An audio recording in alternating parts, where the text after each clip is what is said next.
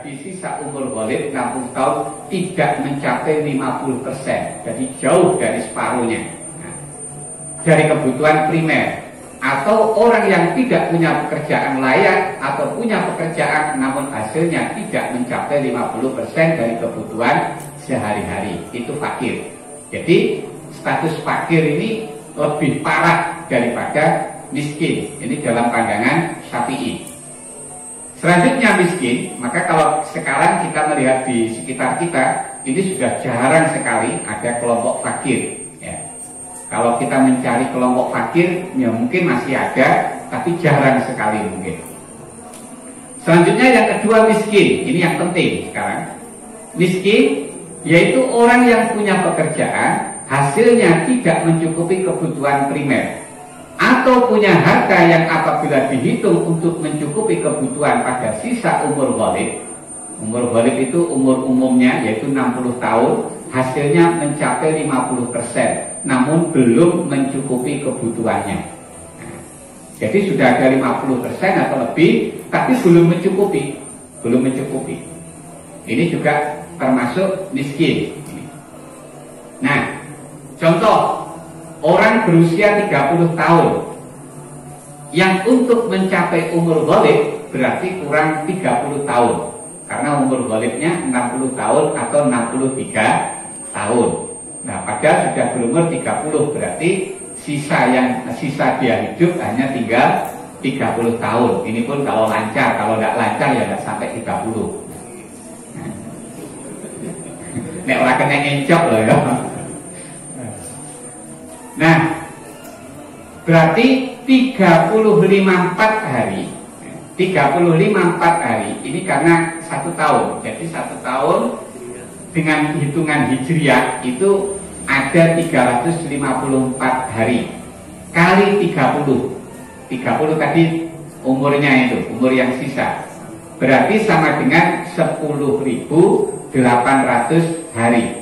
Jika hasil pekerjaan atau harta yang ada saat itu semisal 54.000 rupiah, 54 juta, ketika dibagi 10.800 maka hasilnya 5.000. Bila kebutuhan rata-rata per hari 10.000 maka disebut fakir, dan jika kebutuhan rata-rata per hari 10.000 atau kurang, semisal 600 atau 700.000 maka disebut dengan miskin. Nah, jadi belum cukup karena kebutuhannya adalah 10.000. Ketentuan ini menurut pendapat kalangan mazhab Syafi'iyah. Nah, makanya kalau nanti sudah kita jelaskan yang seperti ini, akhirnya kita tidak bingung lagi. Sebab kalau kita hanya mengacu pada pemahaman yang ada dalam kitab, kebanyakan kitab itu mendefinisikan bahwa miskin itu adalah orang yang memiliki harta atau memiliki penghasilan yang tidak mencukupi kebutuhannya sehari-hari. Nah, kalau kita pahami seperti ini nanti kadang orang akan memahami, berarti saya kira sekarang orang miskin berarti. Rata-rata orang bendinone itu cukup bisa. Bahkan cek turah, cek disimpan yang bank barang siapa. Nah, makanya kalau kita jelentrehkan yang seperti ini, akhirnya kelihatannya saja dia cukup, tapi ternyata masih dalam golongan miskin, karena di situ nanti kita kita gabungkan selama umur ghalib tadi. Nah, miskin di sini juga harus kita bedakan dalam pemahaman miskin konteks siapa yang wajib zakat fitrah dan siapa yang tidak. Nah, ini beda, nanti definisinya akan beda. Kalau dalam zakat fitrah, orang yang berkewajiban zakat itu, kalau dia kaya maka wajib zakat fitrah. Kalau miskin tidak wajib zakat fitrah. Miskin yang dimaksud di sana adalah orang yang selama 1 hari 1 malam, malam hari raya sampai 1 hari raya itu, dia tidak cukup kebutuhan makan. nggak cukup, berarti orang ini tidak wajib zakat. Walaupun kalau ada orang yang nanti satu hari satu malam ini cukup, berarti dia berkewajiban zakat. Nah, melihat dari sisi ini, hampir rata-rata masyarakat Indonesia itu masih ada kebebanan semuanya wajib zakat fitrah. Tapi di samping dia wajib mengeluarkan zakat fitrah, tapi dalam konteks mustahiquz zakat, penerima zakat, dia masih tergolong miskin, maka masih berhak menerima zakat. Sakit dipaham ya? Jadi iki kok DE yo wajib ngetokne, tapi yo oleh nrimo.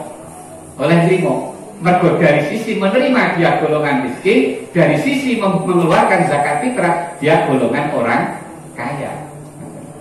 Ini yang perlu dibedakan. Kemudian pengertian miskin dan fakir untuk mazhab Malikiyah, Hanafiyah dan Hanabilah niku dipelajari piyambak. Niku yang jelas beda nanti. Terus yang berikutnya, yang ketiga adalah amil. Siapa amil itu? Amil adalah orang yang ditugaskan pemerintah atau imam a'dham. Dalam hal ini adalah presiden dan orang-orang yang diberi mandat untuk mengurus zakat, mulai dari pengambilan, pengumpulan, pendistribusian zakat, dan semua hal yang dibutuhkan untuk proses tersebut, seperti penarik zakat, pembagi dan pencatat zakat, penimbang, penjaga, itu semua termasuk amil itu. Amil mendapat hak zakat selama tidak mendapat gaji dari pemerintah.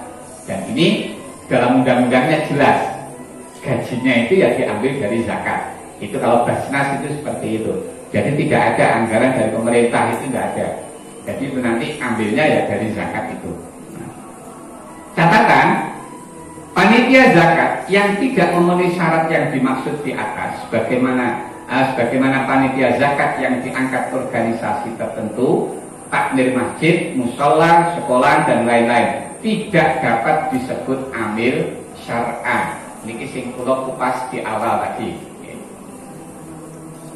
Nah, niki perbedaannya. Perbedaan antara panitia zakat dan amil. Satu, kedudukan panitia zakat adalah wakil dari muzaki, wakil dari orang yang zakat. Sehingga jika ada kecurangan dari mereka, maka tidak dapat menggugurkan kewajiban muzaki. Satu contoh begini. Jadi ini panitia. Jadi misalnya di sekolah atau di masjid atau di musola itu hanya panitia, bukan amil. Nah, ini nanti kalau ternyata panitia itu dalam membagikan zakat itu ada kecurangan, misalnya ternyata ini tidak dibagikan. Nah, kalau tidak dibagikan, berarti orang yang mengeluarkan zakat itu belum gugur dari kewajiban. Loh, tak mesak deh dong kata ini. Nah, harus dituntut, piye nih nuntut ya. Tapi ini beban secara syar'i ini gimana? Ini beban secara syar'i. Makanya ini yang harus diperhatikan di sini. Jadi itu belum menggugurkan. Contoh lagi, ini banyak juga terjadi di beberapa daerah. Seperti dalam kaitan zakat fitrah. Zakat fitrah itu pengumpulannya itu pada bulan Ramadan akhir, bahkan sampai malam hari raya. Dan orang-orang yang zakat itu sudah disiplin di waktu itu. Tapi kemudian ambil panitia, maksud saya, panitia zakat ini dalam membaginya ini masih tunggu 3 hari lagi setelah hari Lebaran. Loh, padahal kalau sudah lewat 1 hari dari Idul Fitri, itu mengakhirkan di sana haram. Loh, ini piye besar? Nah, ini kan penyelewengan juga ini. Nah, ini diantara yang membedakan antara panitia dengan amil. Yang kedua, zakat yang diterima panitia selama masih belum diserahkan pada mustahik masih berstatus milik muzaki. Karena ini dia baru, orang yang zakat ini baru menyerahkan harta zakatnya kepada wakil. Panitia ini kan wakilnya ini. Karena ini wakilnya, maka tangan wakil sama dengan tangan yang mewakilkan. Kalau masih di tangan wakil, berarti ini belum keluar dari orang yang mewakilkan. Makanya belum terselesaikan zakat ini. Terus ketiga, mereka tidak dapat mengambil biaya operasional dari harta zakat. Jadi tidak punya bagian dari zakat itu. Terus panitia juga tidak mendapat bagian atas nama amil. Jadi tadi untuk biaya operasional juga tidak bisa ngambil. Kemudian dari atas nama amil juga tidak bisa mengambil. Sebab ini makanya kaitan operasional itu diatur dalam undang-undang. Pancen enten undang-undangnya. Nah ini ketentuan-ketentuan amil. Kadar bagian amil dari harta zakat sesuai dengan jerih payahnya, karena itu seolah-olah selaku ujrohnya, selaku upahnya ya. Amil boleh mengambil biaya operasional dari zakat jika zakat sudah diterimanya. Kalau masih di tangan muzaki tidak boleh ya. Amil termasuk wakil dari mustahik, sehingga ketika zakat sudah diterima amil, maka muzaki sudah bebas. Sedangkan panitia bukan amil, maka termasuk wakil dari muzaki. Ini perbedaan yang mencolok. Selanjutnya mu'allafatu qulubuhum. Ini juga masih ada, tapi mungkin hanya beberapa orang saja. Siapa mu'allafatu qulubuhum ini? Yang termasuk kategori mu'allafah adalah satu, orang yang baru masuk Islam yang lemah dalam keyakinannya, jadi masih mungkin goyah ini. Dua, orang yang kuat keyakinannya, dia masuk Islam itu sudah teguh, tetapi dia punya pengaruh dalam kalangan masyarakat, karena dia seorang pemimpin misalnya. Nah ini juga boleh diberi zakat dengan harapan biar nanti orang-orang sekitarnya yang belum masuk Islam itu bisa tertarik untuk masuk Islam. Tiga, orang yang melindungi muslimin dari serangan orang kafir, ini juga termasuk mu'allaf. Terus empat, orang yang melindungi muslimin dari serangan orang yang mengingkari wajibnya zakat, ini juga namanya mukallaf. Cuma catatan, orang nomor 3 dan 4 diberi bagian zakat apabila lebih ringan daripada anggaran menyiapkan angkatan perang. Nah, itu kalau nanti tidak tercover dari biaya perang, baru nanti boleh diambil dari zakat. Tapi kalau sudah tercover dengan biaya perang, maka berarti sudah tidak boleh. Terus rikob, ini sekarang sudah tidak ada ya, sekarang tidak ada. Berarti ketika tidak ada, berarti gugur ini, gugur. Jangan nanti panggah dinding ini bagian rikob, nah tidak boleh, karena sudah tidak ada rikob sekarang. Selanjutnya ghorimin. Nah siapa saja ghorimin ini? Ghorimin orang-orang yang punya hutang. Macam-macam ghorim. Satu, orang yang punya hutang untuk kepentingan pribadi boleh menerima zakat apabila hutang sudah jatuh tempo dan tidak punya harta untuk melunasi. Dan nanti yang diterima hanya sebatas jumlah hutangnya, tidak boleh lebih. Kalau lebih harus dikembalikan. Nek lebih untuk dikembalikan. Kalau mau hutangnya 1 juta, ternyata dia diambilkan dari zakat itu nilainya ada 2 juta, berarti yang 1 juta harus dikembalikan. 2, orang yang punya hutang untuk biaya mendamaikan 2 kubu yang bertikai. Misalnya karena ada pertikaian di antara 2 kelompok, kemudian dia berusaha mendamaikan, dan untuk mendamaikan ini dia butuh biaya. Butuh biaya mungkin karena ada tanggung jawab kaitan finansial, maka dia akhirnya harus menanggung dan harus hutang. Nah, hutang ini, maka orang yang hutang dengan cara seperti ini termasuk ghorim juga yang berhak menerima zakat. Terus yang ketiga, orang yang punya hutang untuk melunasi hutang orang lain. Itu jarang yang kini saya ini. Mana enek tulung hutang tulung dengan sahur.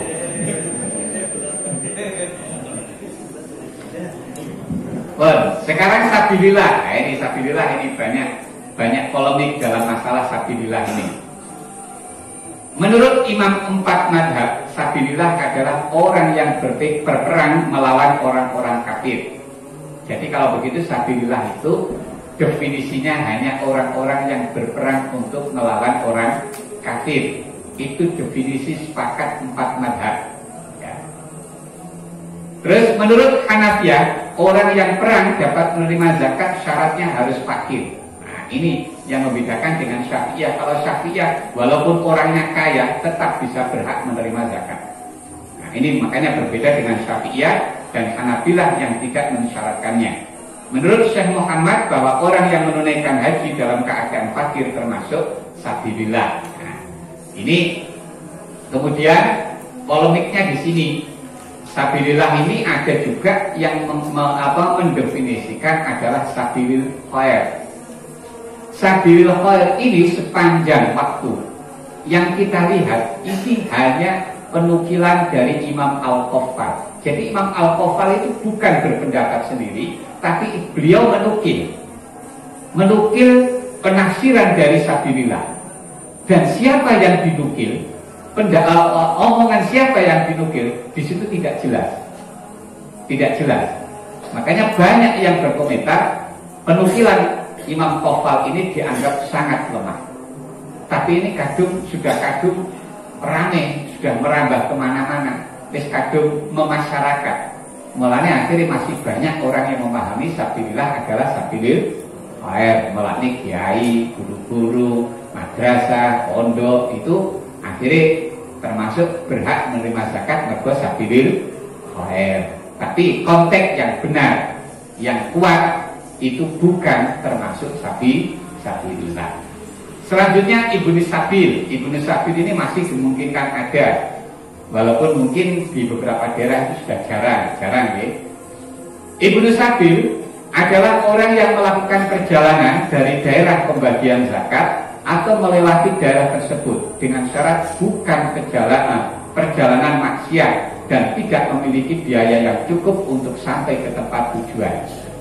Ini Ibnu Sabil itu berarti musafir, orang yang baru mulai pergi atau orang yang sedang di tengah-tengah bepergian melewati tempat adanya pembagian zakat. Itu dinamakan Ibnu Sabil. Catatan, Imam Madhab 4 telah sepakat bahwa tidak boleh mengeluarkan zakat untuk membangun masjid, madrasah, kantor, dan lain sebagainya, karena zakat harus diberikan pada orang yang merdeka dan muslim. Nah, ini untuk yang kaitannya dengan lembaga-lembaga itu jelas memiliki tegas. Benar. Terus, jadi dalam kaitan Ibnu Sabil, maksud sedikit dalam masalah Ibnu Sabil. Ibnu Sabil itu zakat yang diterima itu juga seukuran untuk bekal secukupnya sampai tujuan. Tidak boleh lebih. Bekal secukupnya sampai tujuan.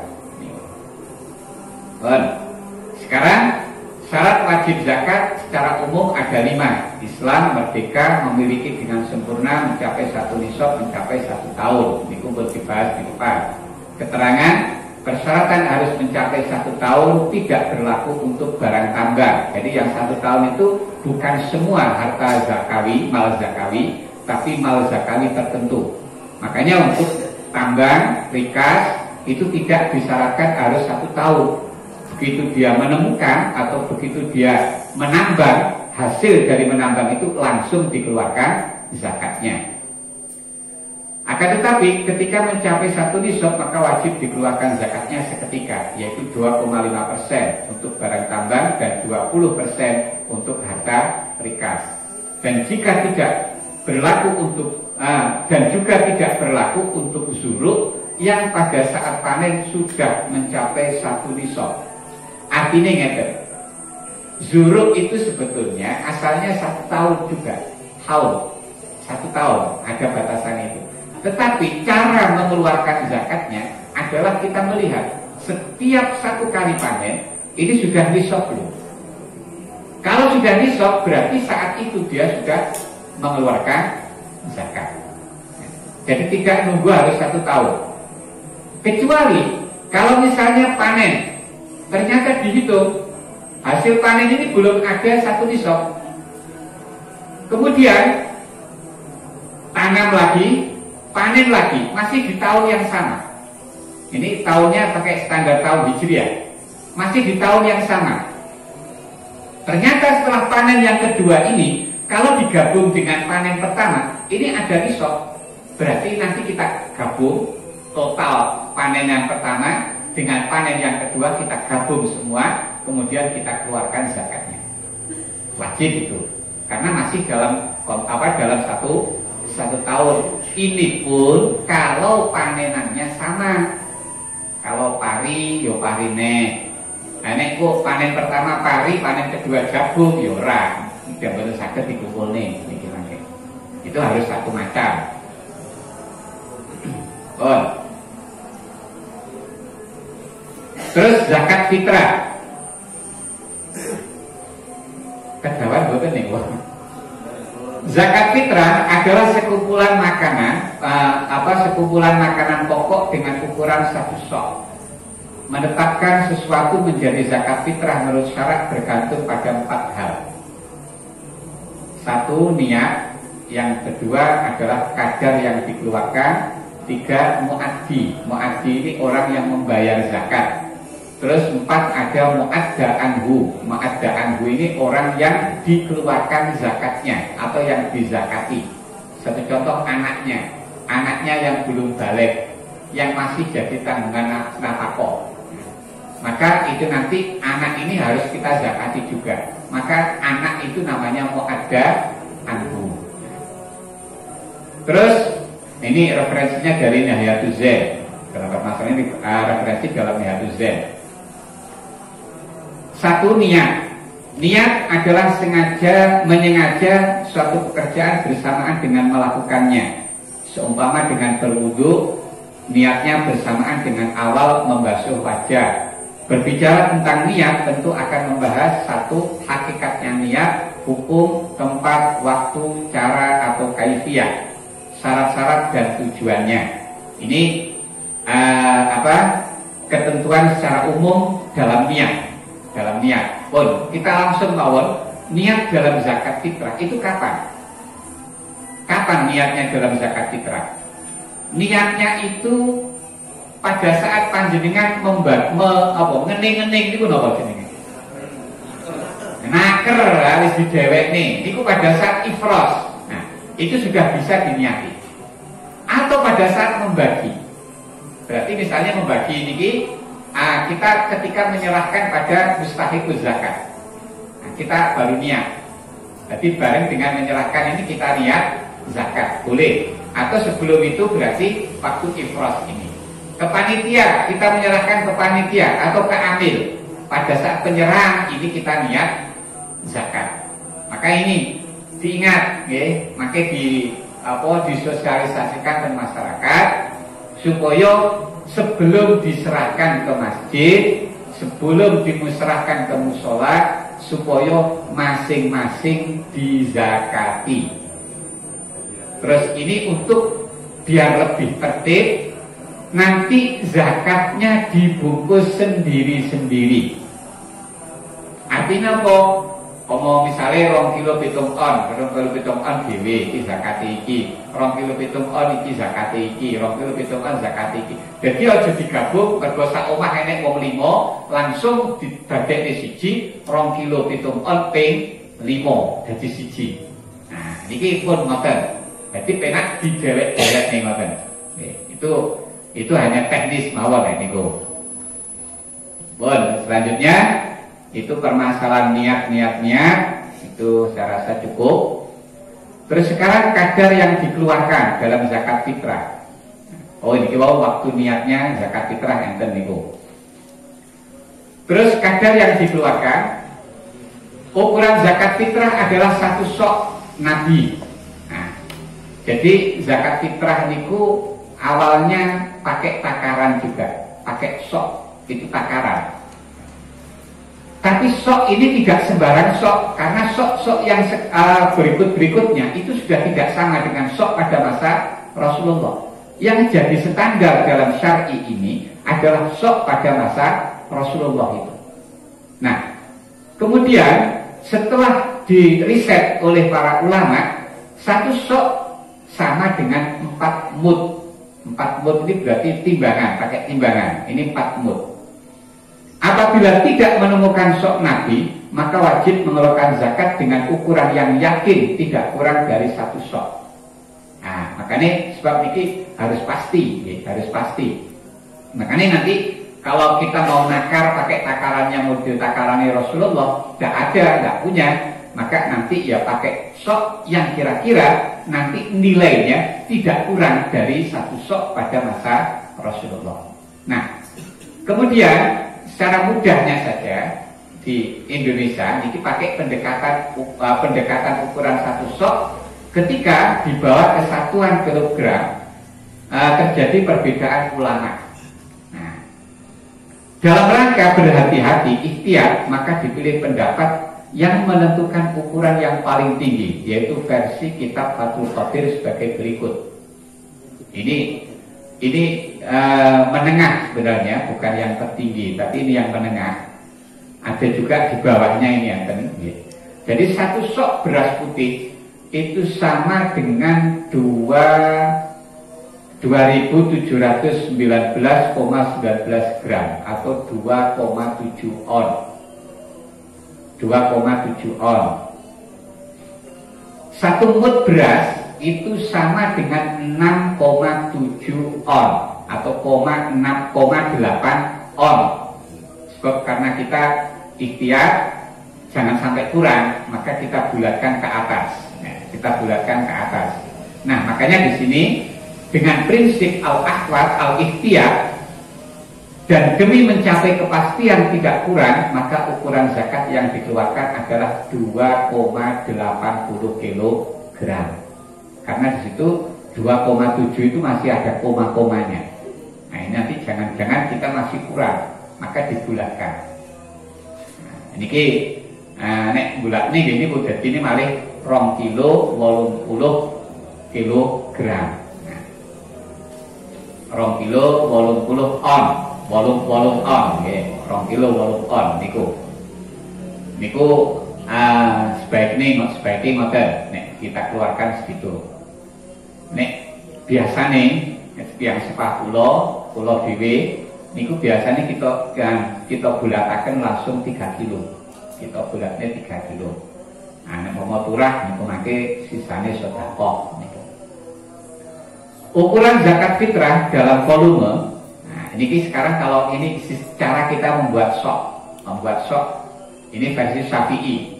Imam Ahmad bin Hambal dan Imam Malik bin Anas adalah 3,145 liter atau wadah berbentuk kubus dengan sisi-sisinya berukuran lebih dari 14,65 cm. Terus dengan prinsip al-ahwat lebih berhati-hati dan demi mencapai kepastian tidak kurang, maka volumenya dari 3,145 liter dibulatkan menjadi 3,200 liter atau wadah berbentuk kubus dengan sisi-sisinya dari lebih 14,65 cm menjadi 15 cm. Jadi dengan damel kotak niku mangke masing-masing itu ukurannya 15 cm kabeh. Nah, itu berarti wis padha karo 1 sok. Nah, 1 sok, 1 takaran niku wae. Oh, ini istilah muaddi, orang yang membayar zakat. Orang yang berzakat atau disebut muaddi yang melakukan niat zakat dibagi menjadi 2. Berzakat untuk diri sendiri, berzakat untuk orang lain. Jadi nanti karena anak ini nanti belum bisa niat karena masih kecil, maka nanti niatnya adalah orang yang mengeluarkan zakatnya, muaddinya. Misalnya niate nawaitu an uaddi zakatal fitri an ibni sapa jenenge fardhalillahi taala. Niat ingsun ngetokne zakat fitrah kangge fitrahe anak kula ingkang asma niki fardhu krana Allah taala. Niku nek kangge orang lain, kangge orang lain ngoten niku. Apabila orang yang dizakati adalah orang yang nafkahnya menjadi kewajiban muaddi, maka dalam menzakatinya tidak perlu minta izin terlebih dahulu. Nah, niki nek sing ditokne zakate itu masih dalam tanggungan nafkah kita mengeluarkan zakat tidak perlu izin. Tapi kalau nanti sudah tidak menjadi tanggung jawab kita nafkahnya, contohnya ngeten, jenengan sing kagungan putra-putra sing biasanya ini pun nyambut damel teng luar negeri, misalnya teng Malaysia, teng Korea, atau teng pundi niku kadang-kadang dhek niku kepingin zakate panggah ning omah. Zakate pengin panggah ning omah. Niki nek jenengan pengen ngetokne zakate anak ini mriko, jenengan kedah izin. Kudu izin. Supaya nopo? Sebab niku make supaya sing zakat, sing berkewajiban zakat mewakilkan teng jenengan. Jadi jenengan itu wakile malah wakile, bukan jenengan muaddinya, tapi wakil dari orang yang mengeluarkan zakat. Mulane kon izin. Itu fungsi pertama izin. Fungsi kedua, fungsinya adalah seumpama iku panjenengan ngetokne zakate kanggo anak sing lagi kerja. Iku besok nek jenengan njaluk ijol, niku nek izin oleh njaluk ijol. Tapi nek gak izin gak oleh njaluk ijol. Paham ya? Nah, itu fungsinya diantaranya. Terus mu'adda anhu, orang yang dizakati. Orang yang dizakati yang kemudian disebut mu'adda anhu dibagi dua. Satu, orang yang nafkahnya menjadi kewajiban atau tanggungan orang. Dua, orang yang nafkahnya tidak menjadi tanggungan orang lain. Terus saiki waktu mengeluarkan zakat fitrah. Ini ada pembagian waktu. Waktu yang afdol. Waktu yang afdol adalah mulai terbenamnya matahari malam hari raya sampai dilakukan sholat Idul Fitri. Berarti pas mulai maghrib malam riyaya sampai imam niki badhe munggah Idul Fitri, sholat Idul Fitri. Niku waktu sing afdol. Tapi nek panitia bagi waktu niku mungkin boleh niku. Ya wis gak apa-apa. Nek gak ngono ya ora perlu nggih waktu afdol nggih waktu jawaz mawon. Terus yang kedua B, waktu makruh. Waktu makruh adalah sejak selesainya sholat Idul Fitri sampai terbenamnya matahari tanggal 1 Syawal. Jadi sholat Idul Fitri selesai, niku sampai makin maghrib malam loro Syawal, niki makruh. Mengeluarkan di waktu niki makruh. Jadi aja sampai mangke jenengan nek ngetokne zakat lewat teko sholat dari sholat Id. Sebab nek keluar dari sholat Id niku berarti mangke zakat jenengan malah wis makruh niku. Nah, nanti ada yang lebih parah lagi, yaitu C, waktu haram. Waktu haram itu setelah terbenamnya matahari tanggal 1 Syawal bila pengakhiran ini tidak ada uzur. Jadi misalnya dia itu mengeluarkan zakat itu pada malam hari kedua Syawal atau sampai setelahnya. Setelahnya itu semua sudah haram ini. Nah, tadi di awal tadi belum zakat itu gimana? Ya berarti itu tetap harus dikeluarkan, tapi kena hukum haram. Itu pun kalau memang tidak ada uzur. Kalau ada uzur, nanti ada apa-apa. Terus yang D, waktu jawaz. Waktu jawaz.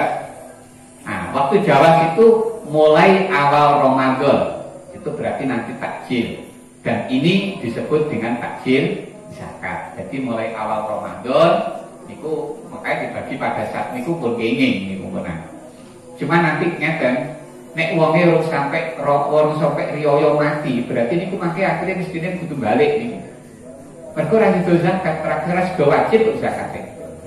Mergo wis mati dhisik sadurunge menangi riyaya. Lah nggih lho, kan syaratnya wajib zakat kudu menangi riyaya, kudu menangi Ramadan.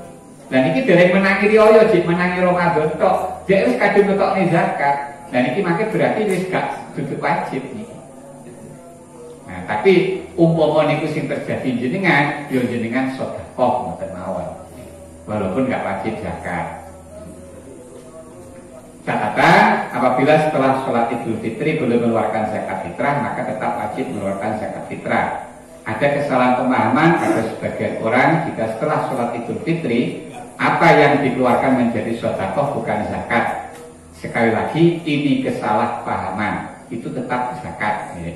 Yang dihukumi haram itu adalah mengakhirkan zakatnya, adapun zakatnya tetap wajib hukumnya. Bon. Terus zakat zuhur ini masuk. Oh, ini zakat zuhur. Itu kita awali dengan dalil-dalil. Langsung pada syarat-syarat wajib zakat zuhur. 1. Islam. 2. Merdeka. 3. Semua hasil pertanian atau tanaman yang menguatkan badan pada waktu normal, bukan darurat.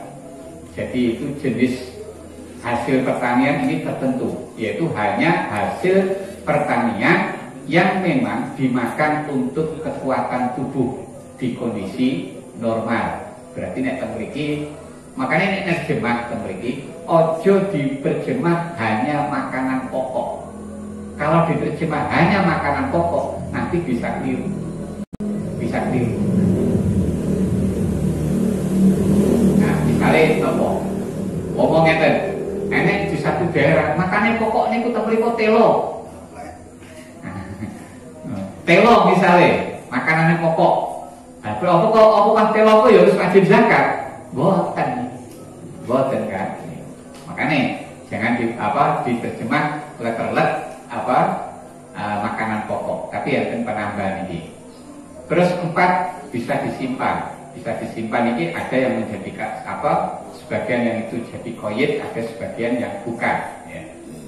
Terus 5, ini harus ditanam manusia. Jadi bukan karena tumbuh sendiri.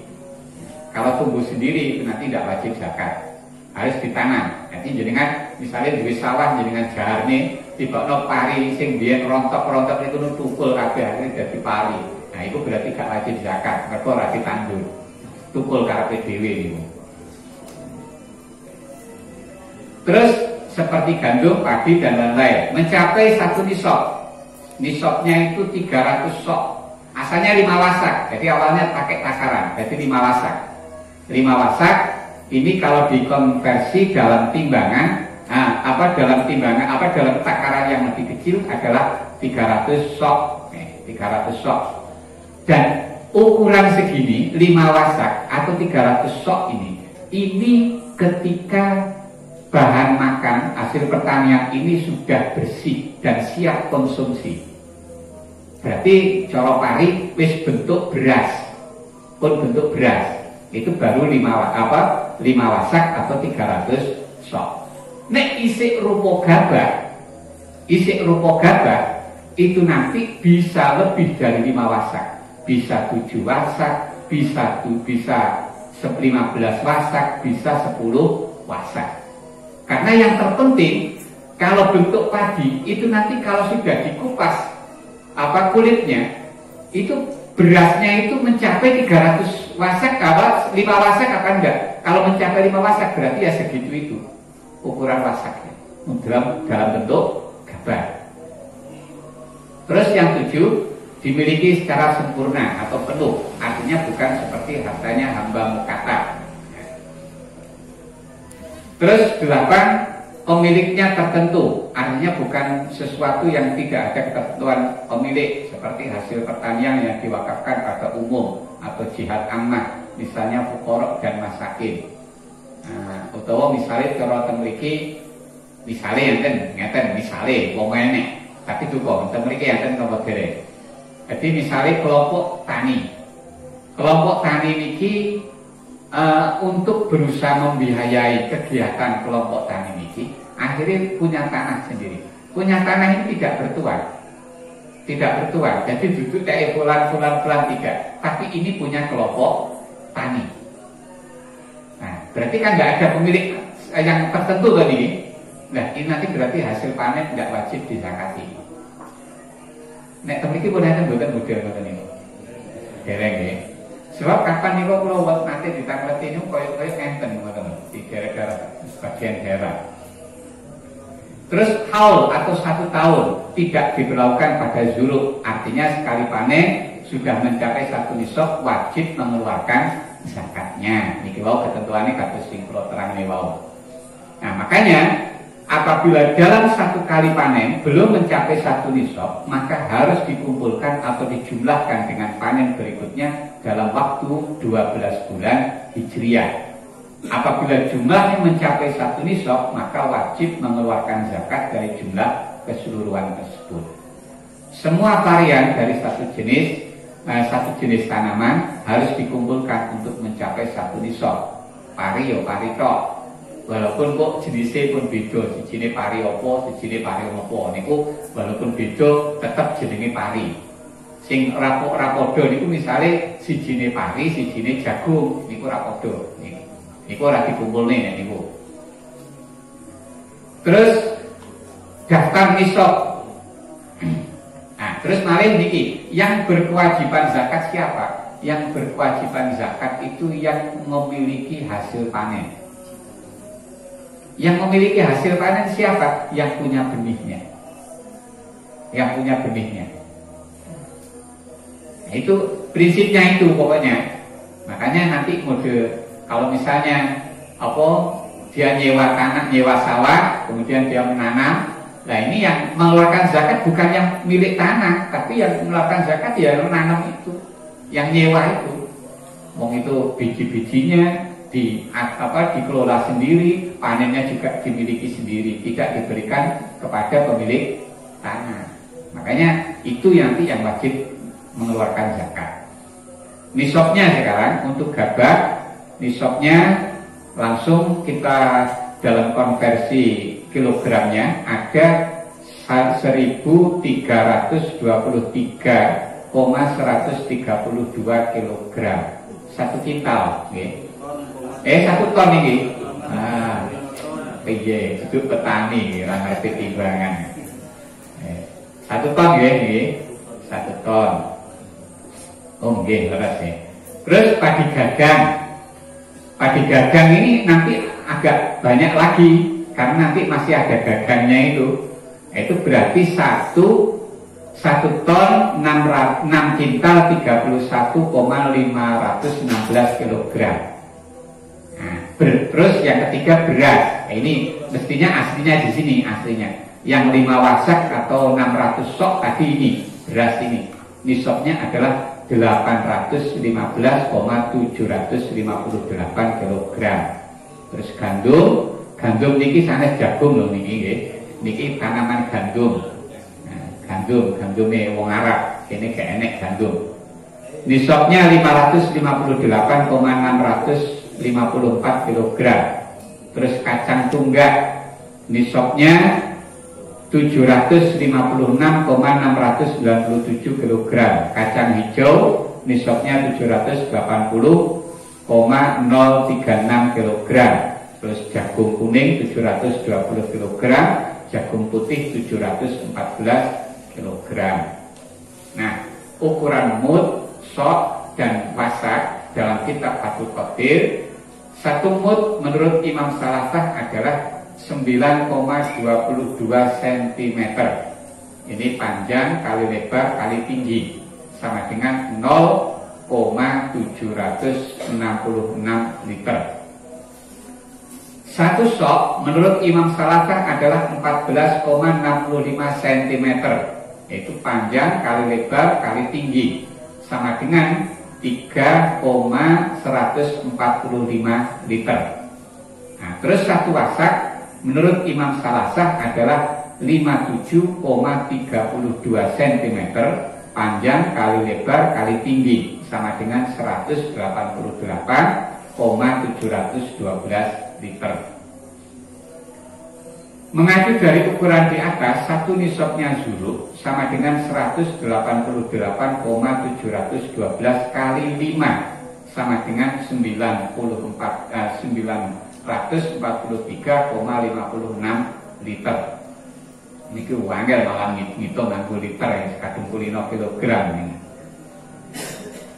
Mud atau sok dan wasak dikonversi ke dalam kilogram. Contohnya beras putih. Dalam Fathul Qadir 1 mud beras putih 679,79 gram.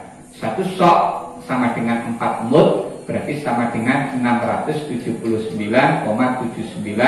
kali 4, sama dengan 2 2719,19 gram atau 2 kilo 7 on ini wow. Atau dibulatkan 2 kilo 8 on.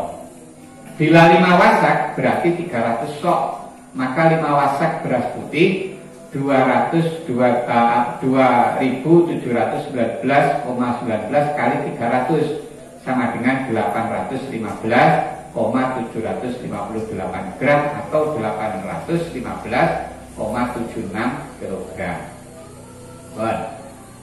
Waktu wajib zakat dalam zakat zuruk tidak diserahkan harus haul.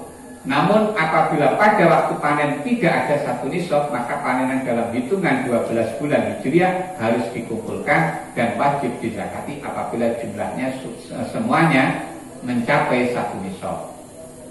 Dalam zuruk, zakat yang wajib dikeluarkan harus berupa barang, bukan nilainya, bukan kimahnya. Bukan kimah itu berarti diganti dengan yang lain, ya, diganti dengan yang lain. Artinya pokok jenengan panennya jenengan dol, terus jenengan tuku berasnya, terus jenengan tok nih zakat ini jenengan wis nganggo kimah nih gitu. Ini nganggo kimah benar. Walaupun dikeluarkan masih tetap berupa beras atau dikeluarkan tetap berupa gabah, tapi ini kan bukan beras atau gabah dari hasil panennya, sudah lain. Maka itu juga kimah namanya. Beda dengan zakat tijarah. Kalau zakat tijarah yang dikeluarkan harus berupa kimah atau nilainya, bukan berupa barang. Misalnya kalau dagangannya baju, bukan nanti dikeluarkan berupa baju, tapi nilai dari baju itu dengan standar emas perak. Ketika biji-bijian atau buah sudah layak untuk dimakan, maka pada waktu itu terkena hukum wajib zakat. Artinya fakir miskin punya hak terhadap barang tersebut sekadar sejumlah yang wajib dikeluarkan sebagai zakat. Konsekuensinya, sehingga bagi pemilik sepatutnya tidak menjual atau mentasarufkannya, termasuk makan sebelum dizakati, karena di sana ada hak orang lain. Jadi istirah. Jadi sadurunge ditokne zakati, hasil panen kuwi bahkan dimakan saja jangan, apalagi dijual. Tapi ini wis kadung kathah dijual niku pripun? Ya wis ora apa-apa mengikuti pendapat sing melek, mboten mawon.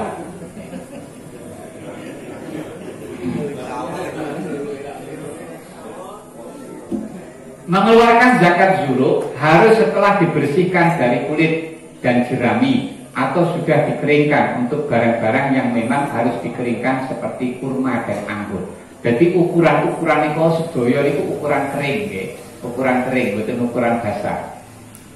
Terus barang yang dikeluarkan sebagai zakat boleh diambilkan dari harta lain yang sejenis, tidak harus dari harta yang dizakati. Nah, ini kembali lagi di sini mengambil dari kimah ini.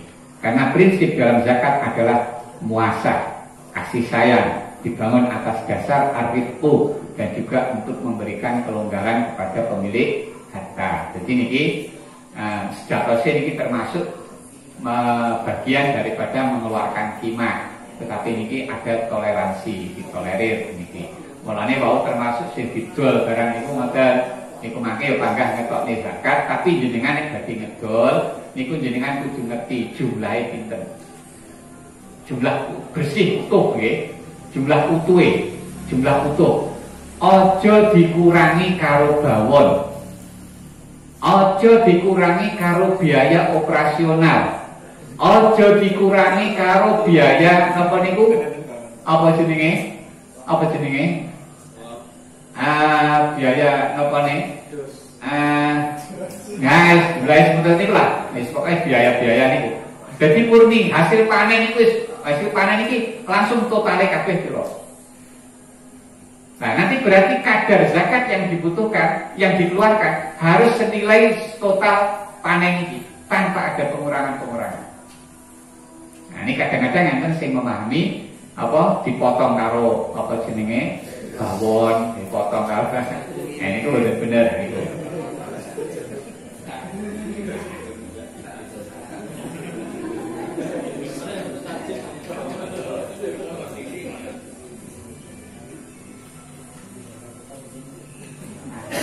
kemudian untuk apa model pemberian kepada orang-orang yang berhak menerima itu ada terobosan-terobosan yang di situ biar nanti nilai zakat yang diberikan itu lebih bermanfaat. Tapi itu semua itu harus dengan sepengetahuan orang yang berhak dan seizin dengan orang yang berhak. Seperti tadi dilupakan dengan dilupakan dengan barang lain misalnya, itu harus pengetahuan dengan orang yang berhak. Kadang-kadang kita hanya memikir dari asumsi pemikiran kita sendiri, wah nek wong iki tak wae gak beras wis malah ora nek gunane. Nah, maka harus dikasih dalam bentuk lain, misalnya dikasih dalam bentuk beasiswa misalnya. Nah, ngoten niku. Ini mungkin pandangan pikiran lebih manfaat. Tapi sekali lagi dalam konteks Syafi'iyah tidak melihat sisi itu.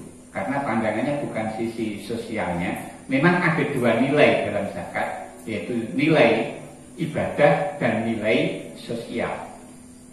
Dan di dalam mazhab Syafi'i itu lebih dominan sisi ibadahnya daripada sisi sosialnya. Makanya kadang-kadang pandangan orang itu lebih bermanfaat untuk wajib zakat, tapi justru dalam mazhab Syafi'i tidak wajib zakat. Contohnya kayak wong nganggur lombok itu. Nandur lombok itu hasilnya luwih akeh.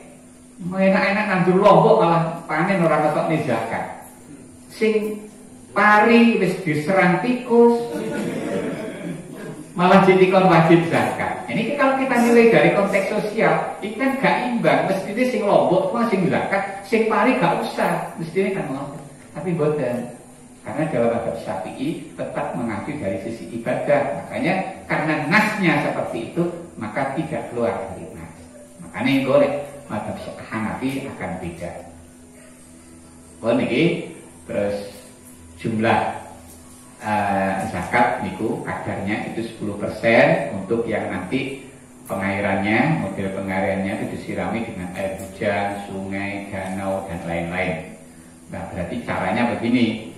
Hasil panennya 1.500 kg, zakatnya 10%, nah, atau 1/10. Berarti caranya dari semua hasil panen tadi dikalikan 1/10.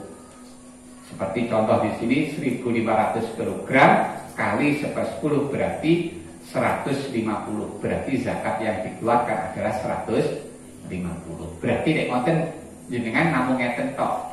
Misalnya jenengan gabah, kita memiliki gabah pinten nisope, gabah nisope 1 ton 323,132 kg. Jadi nek jenengan panen ternyata sudah ini mencapai ini atau lebih, maka nanti sudah tidak usah melihat iki. Tinggal jenengan total kabeh hasil panen jenengan pinten ton. Setelah itu panjenengan kalikan 1/10, maka itu beban zakat yang harus panjenengan keluarkan. Paham ya? Itu kalau nanti pakai biaya pengairannya itu dengan air hujan ataupun air sungai. Ya, jadi yang gak pakai ragat lah. Terus kalau nanti pengairannya itu masih butuh biaya. Kayak seperti di sini pakai diesel itu berarti butuh biaya gitu. Nah, maka ini nanti 5%. Ya, 5%. Nah, contoh hasil panen 1.500 kg, zakatnya 5% atau 1/20. Berarti nanti 1.500 dikalikan 1/20. Berarti zakat yang dikeluarkan adalah 75 kg. Kan gampang kalau hitung-hitungnya kan? Terus zakat tijarah.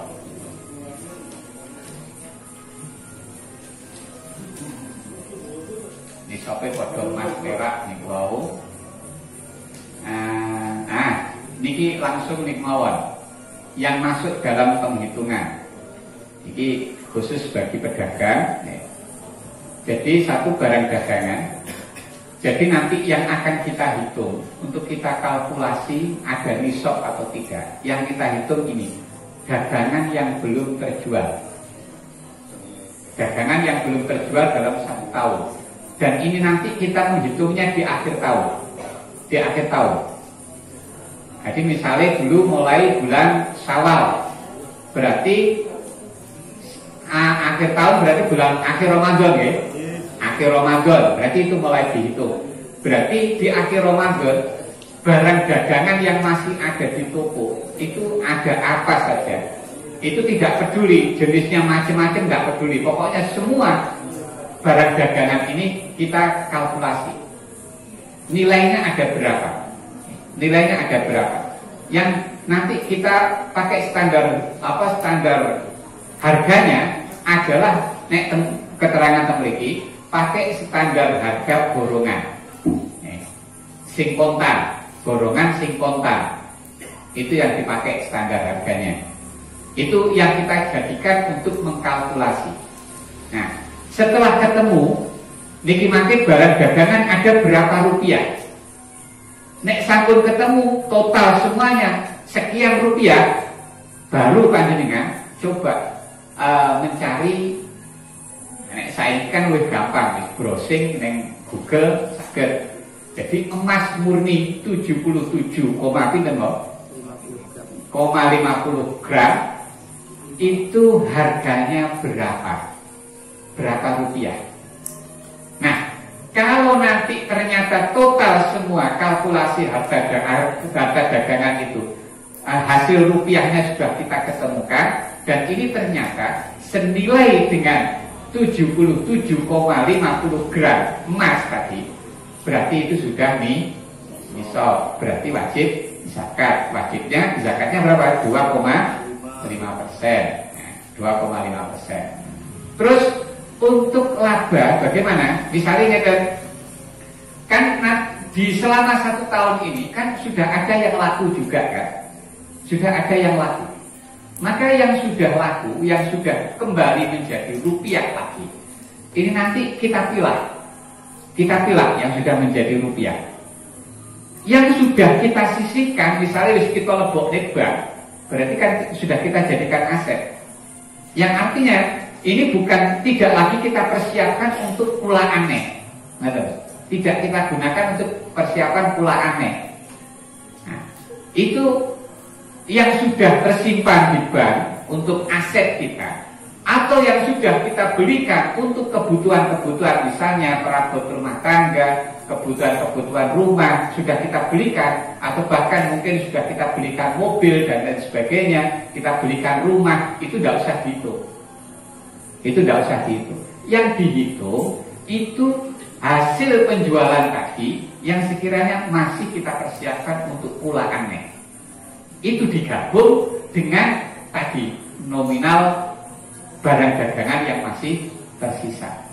Ini caranya mengkalkulasi harta dagangan untuk mengetahui itu sudah nisab atau belum, dan juga untuk mengetahui berapa kadar zakat yang harus kita keluarkan. Nah, ini laba juga seperti itu. Bon, niku kaitan dengan zakat tijarah. Nah, pas 10/4. Alhamdulillah. Nah, monggo